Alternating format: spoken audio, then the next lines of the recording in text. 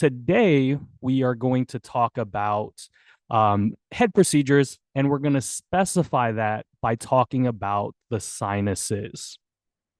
Um, when we talk about identifying the anatomy of the sinuses, there's four major sinus groups. So we'll be going over that information.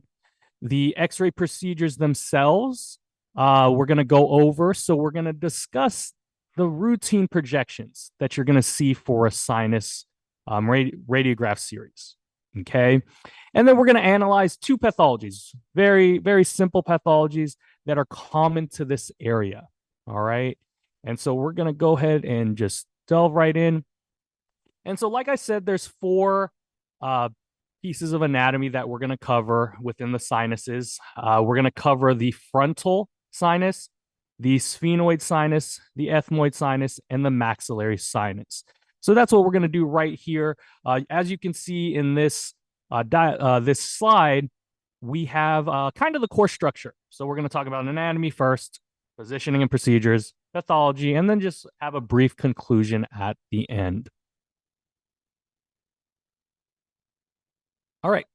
And so when we talk about an introduction to the sinuses, you may have heard these called paranasal sinuses. Okay. And so when we talk about paranasal, we often call these sinuses that because the sinuses actually communicate directly with the nasal cavity. And so paranasal sinuses is a term you'll hear along the way. But the sinuses are very large air-filled structures found in the cranium. Okay. And so the functions of these sinuses, they serve as resonating chambers for the voice.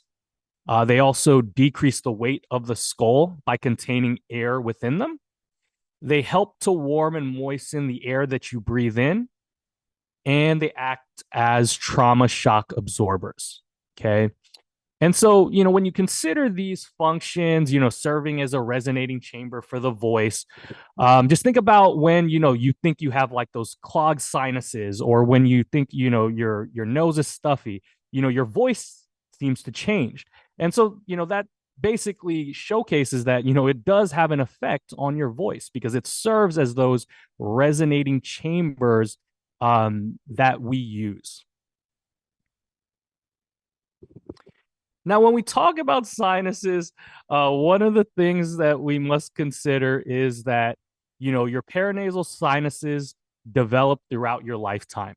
All right. So these sinuses are developing while in utero, right? So while you are embryo fetus, you are starting to develop some of those sinuses.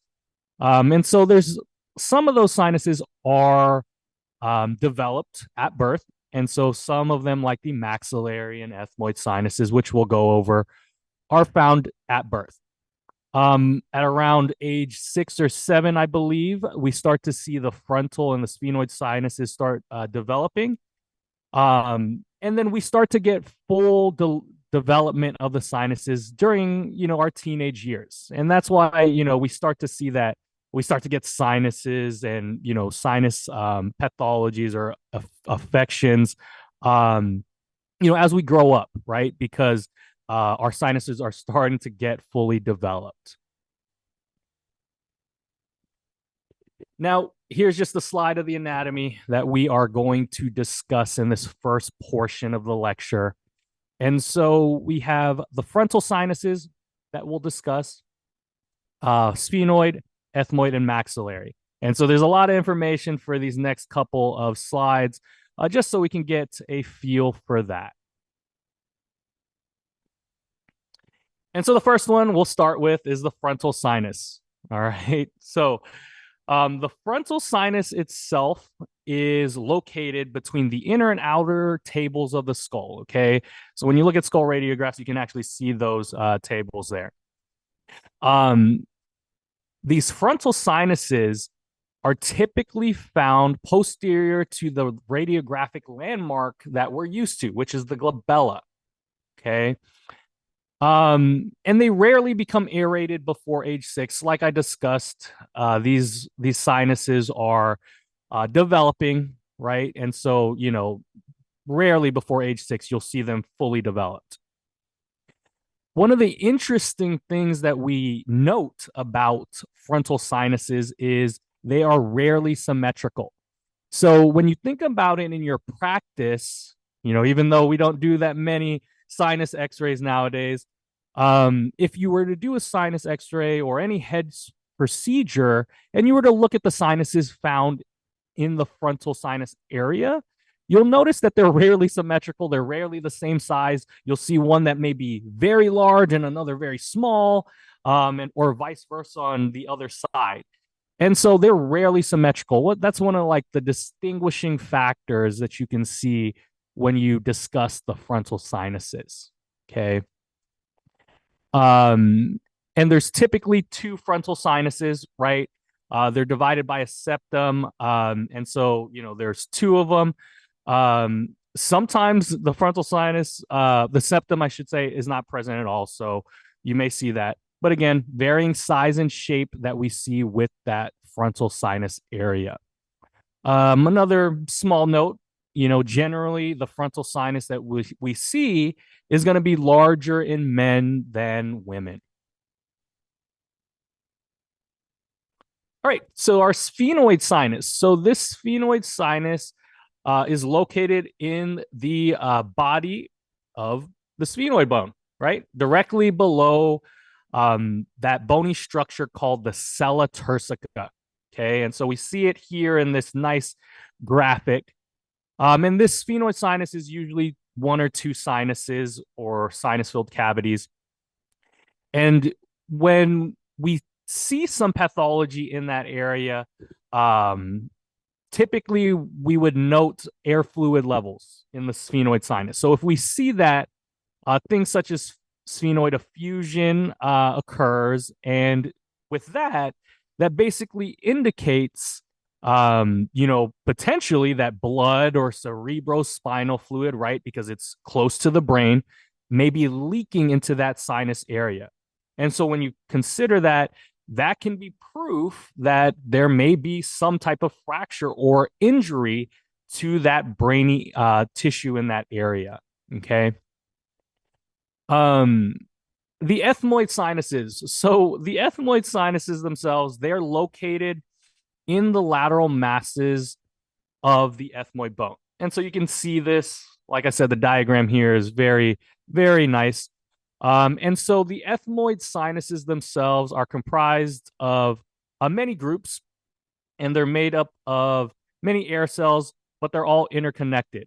The three groupings that we see: anterior, middle, and posterior sinuses.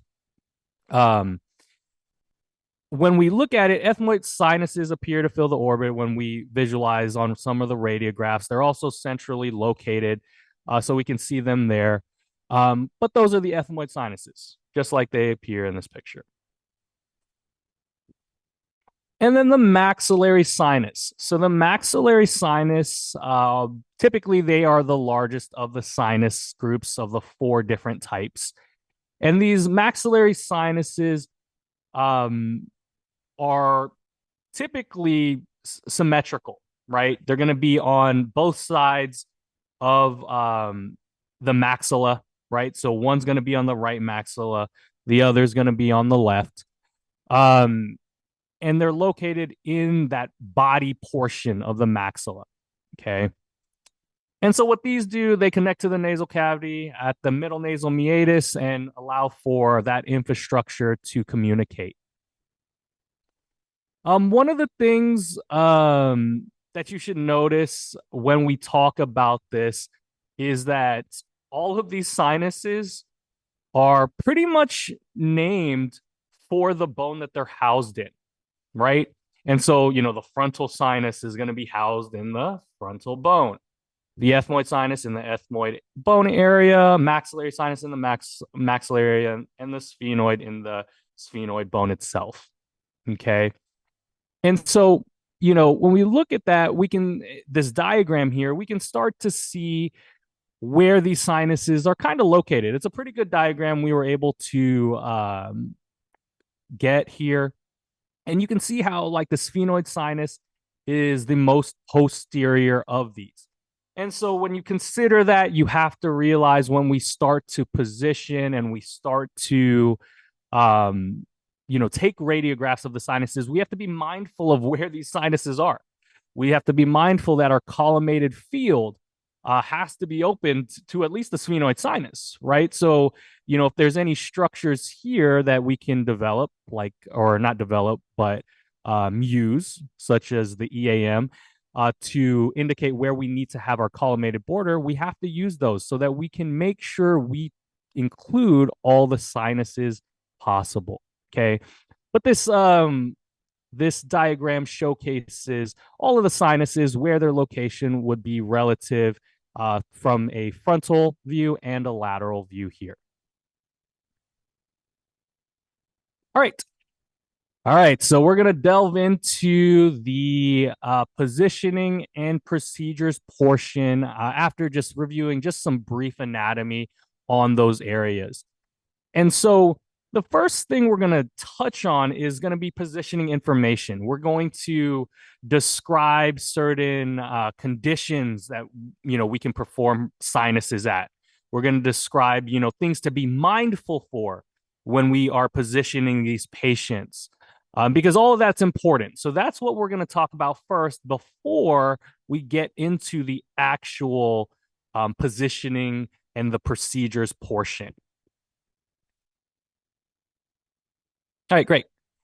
And so some of the considerations that we have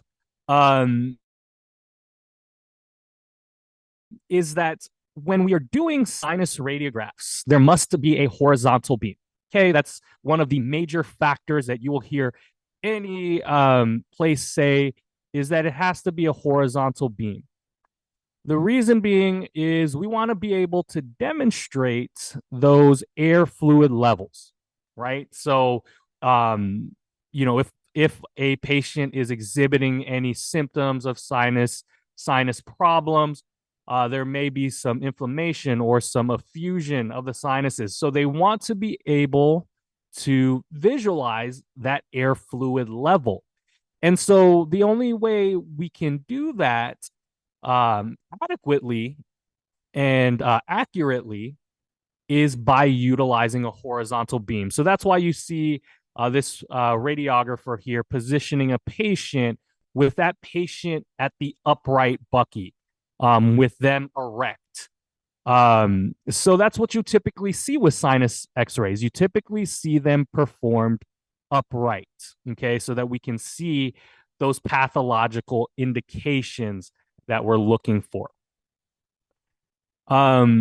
Another factor is proper usage of our technical factors. And so we have to be mindful of the factors we utilize when imaging. Okay.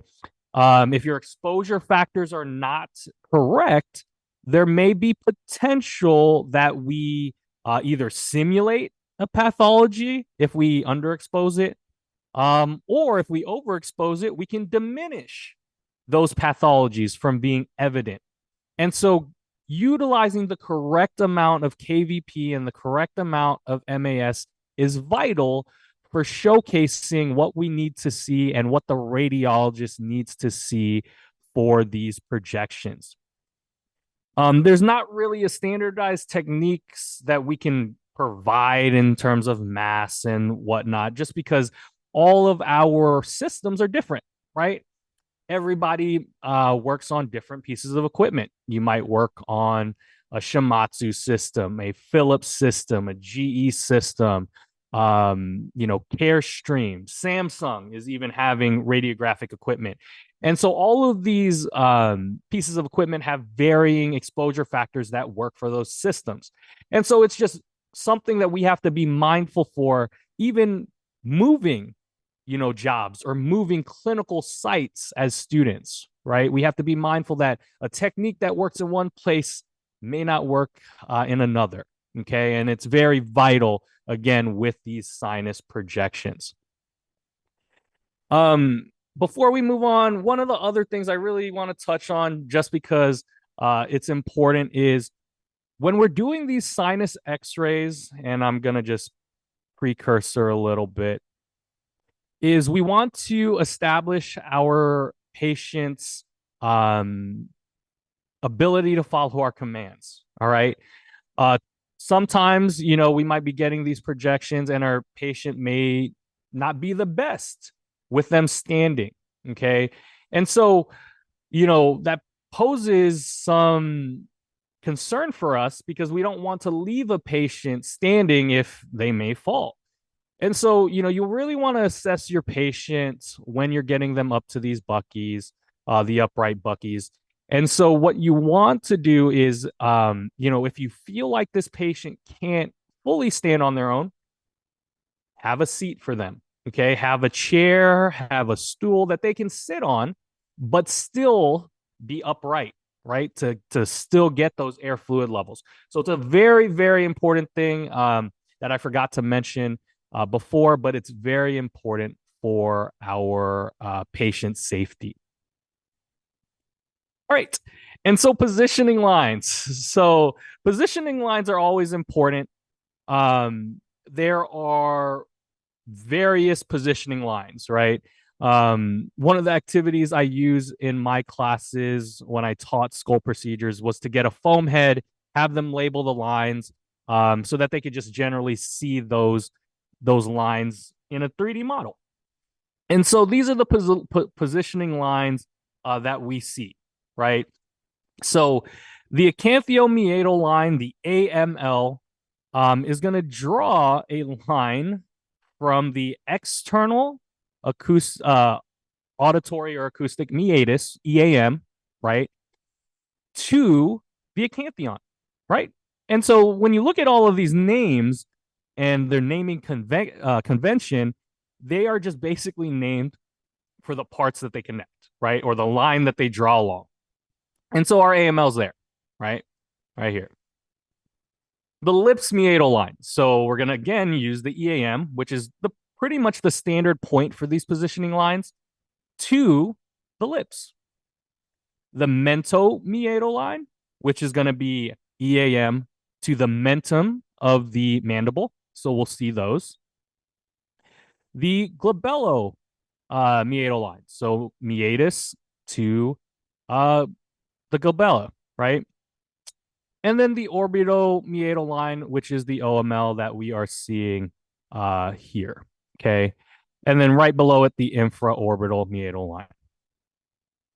All right, so now we're going to go into the procedures. Really 5 procedures, not too many that we see here, okay? And so the first projection that we are going to talk about is the lateral. Okay. And so a lateral projection, typically, if we're utilizing CR, we want to try to use the smallest cassette size possible, right? And so that would be an 8x10. If we are utilizing a digital imaging detector, essentially, those in the most clinical sites come in one form, right? A 14x17 plate. So when we're using digital, we want to ensure that we are creating a collimated field around our part, right? The better collimation we have, the better our images appear. With our SID, we want 40 inches for this lateral.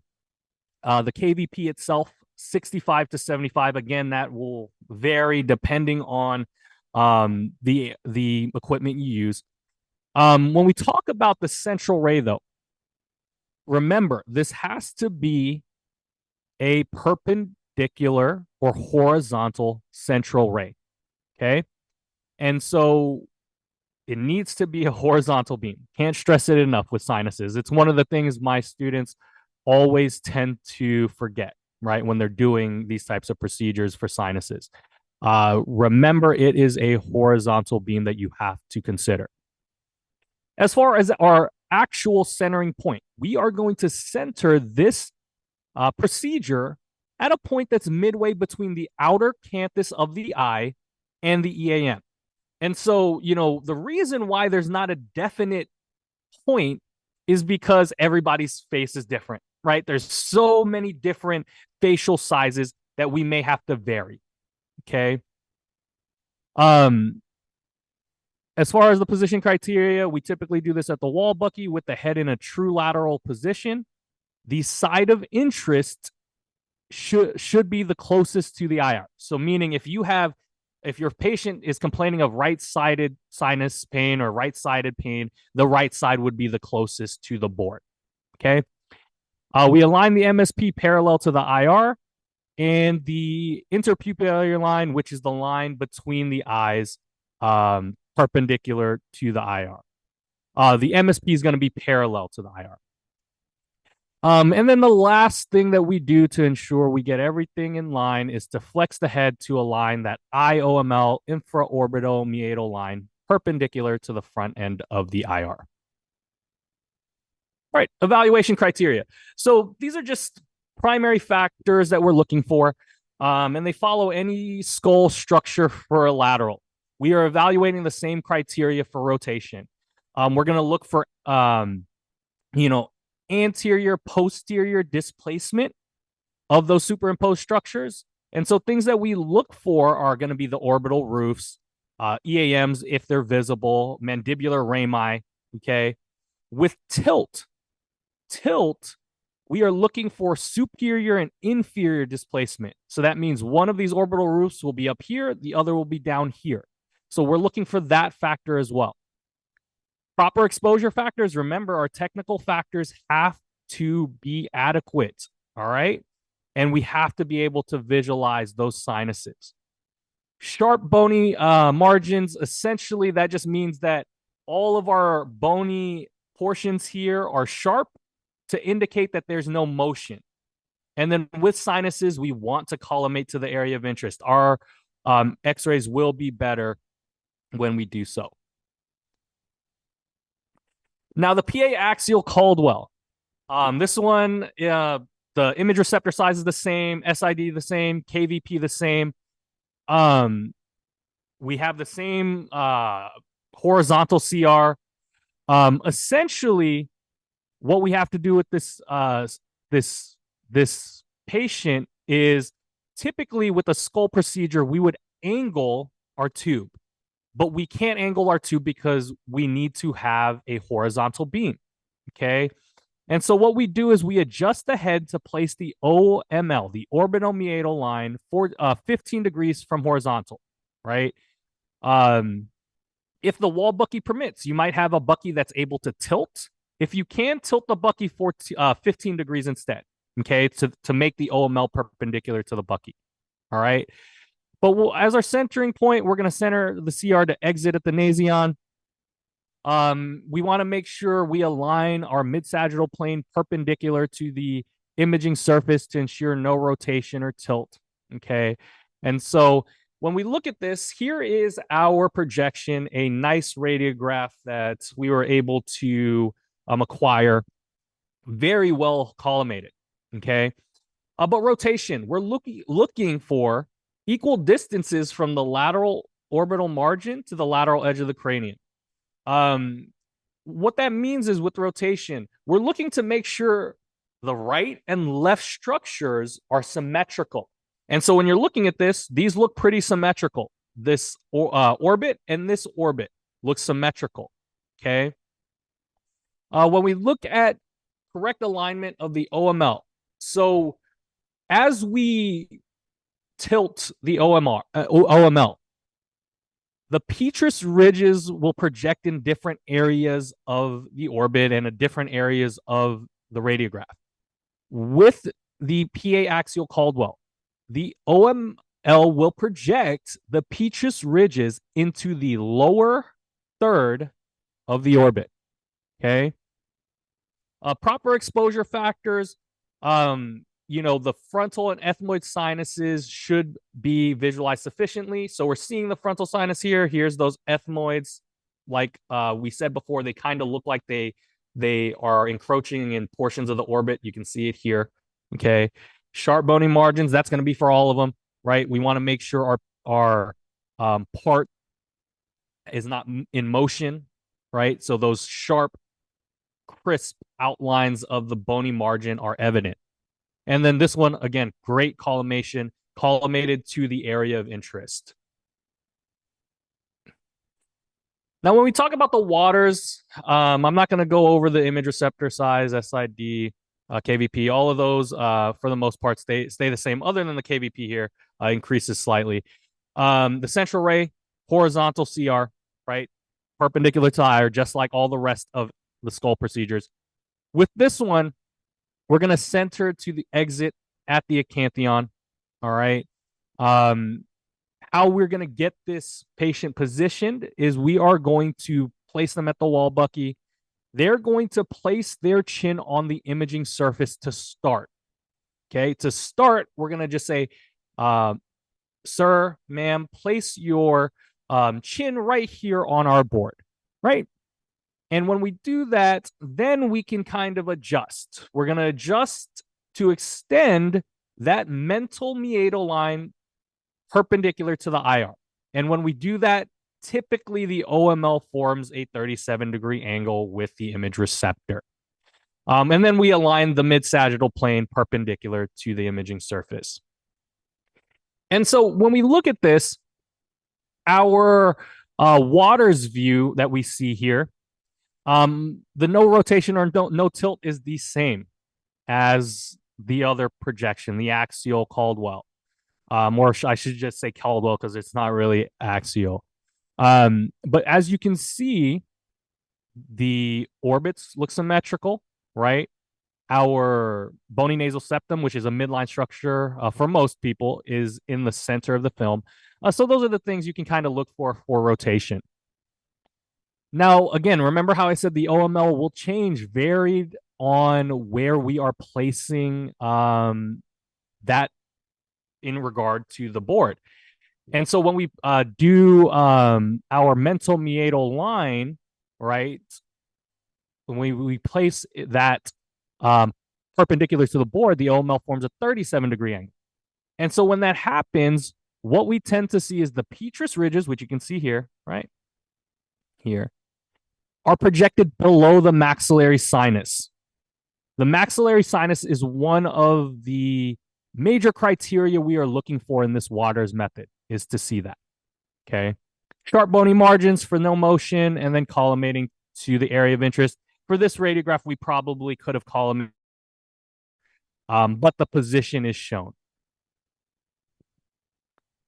The submental vertex, typically called the SMV, right? So the SMV, it has the same criteria for the image receptor, the SID. The KVP increases, right? Because when we do an SMV, we are going through more portions of our body, right? We're going to go from inferior to superior of the skull. So there's a lot more thickness to that area. So we'll probably need more KVP. But essentially, we want a horizontal CR if possible. And that horizontal CR should be perpendicular to the infraorbital meatal line, right? So that line that is right under the orbit. We will center the CR 1.5 to 2 inches inferior to the mandibular symphysis. So that mandibular symphysis is here where the joining of the mandible occurs early on in age. And then we would go around 2 inches below that. For this criteria, one of the biggest things I tell people and tell my students to do is you should sit these patients down. All right. Don't try to do this submental vertex projection with the patient standing. One of the reasons is if you have to have your neck extended back fully and you're standing straight, erect, it's going to be a lot harder to hold those types of positions. Okay. And so we have to be mindful of that. And so we want to make sure we provide our patients with something that they can sit on. Aligning the mid-sagittal plane to the imaging surface to ensure no rotation or tilt, that's also important so that we can get a very good image. All right, so what we see here. So no rotation or tilt. When we're looking at it, equal distance of the mid-sagittal plane to the edges of the IR. So our midline structures here are pretty well defined. They are in the center. So it looks like there's no rotation or tilt with this with this projection. Correct alignment of the IOML. So mandibular mentum should be anterior to the ethmoid sinuses. And so we're seeing the mentum somewhere over here superimposed, but we're seeing our ethmoid sinuses visualized here pretty well. Proper exposure factors. So we should see the sphenoid sinus in this area here sufficiently demonstrated. Sharp bony margins to indicate no rotation, and then collimation to the area. For this, we probably could have collimated a little more of the base of the skull off to get a much more clearer picture, but the positioning of this radiograph is pretty well defined. The last one we're going to talk about is going to be an open mouth periocanthal or PA waters view. Okay. So this view essentially is a special view. You probably wouldn't do this routinely in the departments that you operate in. But if there's concern for specific portions of the sinuses, this may be a view a radiologist orders. And so this procedure will set up exactly like the PA waters view. The only difference is once you find that mental meatal line perpendicular, you will instruct the patient to open their mouth. That's why it's called the open mouth waters.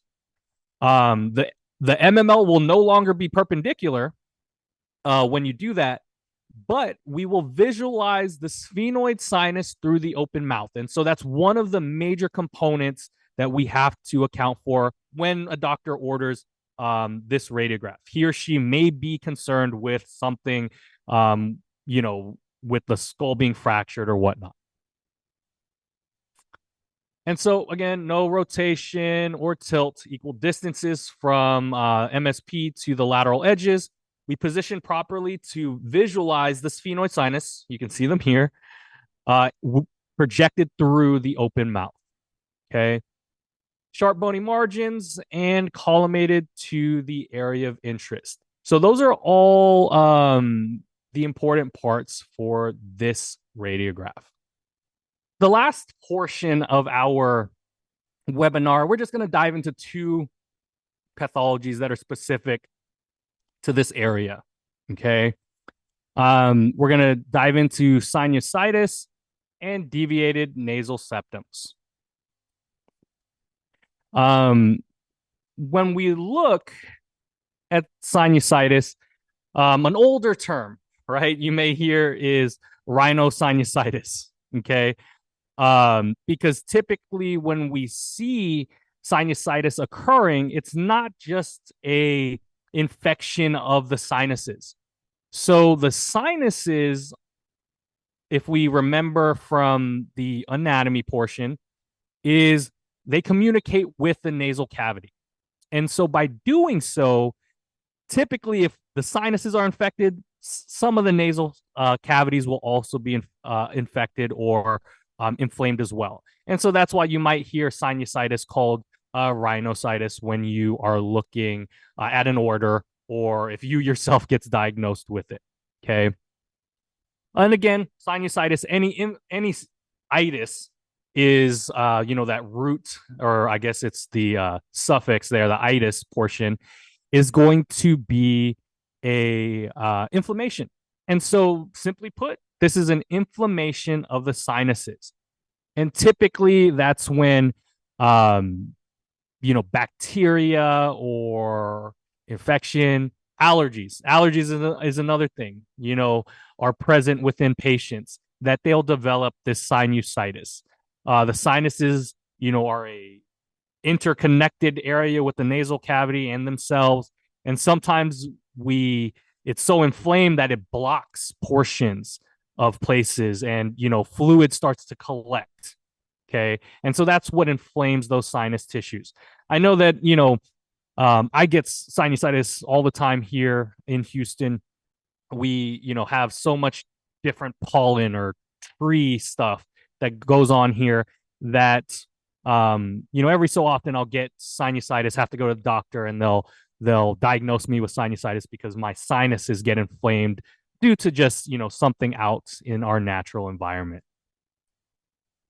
But there's a variety of causes. The common cold can cause some sinusitis. The flu can cause some of it. bacteria getting into that area, and then, like I just described, those seasonal allergies. And so, what are the signs and symptoms? So, some of the signs and symptoms that you may have that indicate you have sinusitis will be a post nasal drip, right? A runny or stuffy nose, potentially bad breath, pressure in the face. So that's the one I always hate when I get sinus issues. Is you feel that pressure right there in the center of your face, right? Ear pressure or pain. You might get a fever because again, you potentially have an infection. Your tissue's inflamed, so you might have a fever from it. You might be coughing, and then you might feel tired. And so treatments. So there's common treatments for sinusitis. Common treatments that occur are some decongestants and over-the-counter medicine, right? So some people, over-the-counter medicine works, right? That can help alleviate some of the inflammation and reduce some of that inflammation. Other treatments that can be prescribed for this area are nasal rinses, right? You can introduce water or saline into your sinus cavities to kind of flush them out. And then drinking plenty of fluids, always drinking fluids is very important to get better anytime you're sick, right? Drinking plenty of fluids works. If the symptoms of your sinusitis don't improve after 10 days, then you might see a physician who may say, okay, none of those over the counters are working. We're going to have to prescribe you antibiotics to get that inflammation down. So you might get that from a physician. You might get an oral or topical decongestant. They may even prescribe you some steroid sprays for your nose. Okay. So the doctor, he or she can decide that, okay, this is the route of action we're going to take since all of the common treatments aren't working. All right. And so another disorder that we see that's typical of this sinus area is going to be a deviated septum. All right. And so with a deviated septum, this is where the bony cartilage that separate your nasal cavity, that those are off center. So these aren't centered. They are kind of to the kind of going one way, right? They're not lined up perfectly here. And so some people are born with a deviated septum. Okay, so they're born with a deviated septum. That's how they have it. Others, right, showcase this pathology later on if they get a nasal injury, right? So they may see that occurring. And so causes, again, people can potentially be born with a deviated nasal septum. Another way that this can occur is if you have trauma or injury to the nose area, right? And so playing contact sports, a car accident, falls, if you get into a physical altercation or fight, all those things can cause a deviated nasal septum, right? Because that area right there is easy to fracture or to move. Okay. One of my friends, he was born with a deviated septum. There are certain things that he ended up doing to fix it. And those are some of the things that we'll describe in a bit. But when we look at signs and symptoms, and so signs and symptoms of septum disorders, you might have blocking of one or both of your nostrils. That's a common occurrence with people that have a deviated septum. You may have reoccurring nosebleeds. That is also a indication there. Noisy breathing during sleep, right? That you may think you have sleep apnea, but actually you have a deviated nasal septum. Sleep apnea is on there also, right? Snoring. If you hear the snoring, you might potentially have to look at that, or chronic sinusitis. So if you're consistently getting sinusitis, this might be an issue. As we look at this picture, this diagram showcases it in a picture form, right? We're able to see what a normal nasal septum looks like, which is here's our nasal septum. It is straight. Passageways and flow of your sinuses and the nasal cavity are open. Okay. As we turn to look to the deviated nasal septum, you can see we start out straight, but then we start to see that bony nasal septum start to curve here. And as you can see, we start to see that this nasal cavity and this inner structure here is blocked, right? And so that's where that chronic sinusitis can come in. If there's a blockage in this area, there can be accumulation of, fluid or mucus or other things here, and that will inflame the sinuses. And so a deviated nasal septum can cause that through that, blocking of the pathways for things to flow through your nasal cavities. Okay. All right, treatment. So treatment is needed for this most of the time, right? And so for occasional symptoms, if people can live with deviated nasal symptoms, right? But if you're starting to have some occasional symptoms, what you can utilize is nasal decongestants or nasal steroid sprays or antihistamines. That way, when we do have those blockages, we can kind of decongest and help those areas be more open. The most common treatment for reoccurring symptoms that happen all the time, this is what my friend ended up doing. He ended up getting a septoplasty. And so what that is a surgeon will reshape the septum. Okay, so they'll reshape the septum. Typically, the septoplasty is like an outpatient procedure. It takes 30 minutes to an hour and a half to complete. And it's a routine procedure nowadays that surgeons are doing. Okay. And so, like I said, my friend went and got this done that way to stop having the symptoms that he was having. Okay. All right. And so our conclusion, right? The conclusion that we're going to talk about with this, sinuses are often imaged. Okay.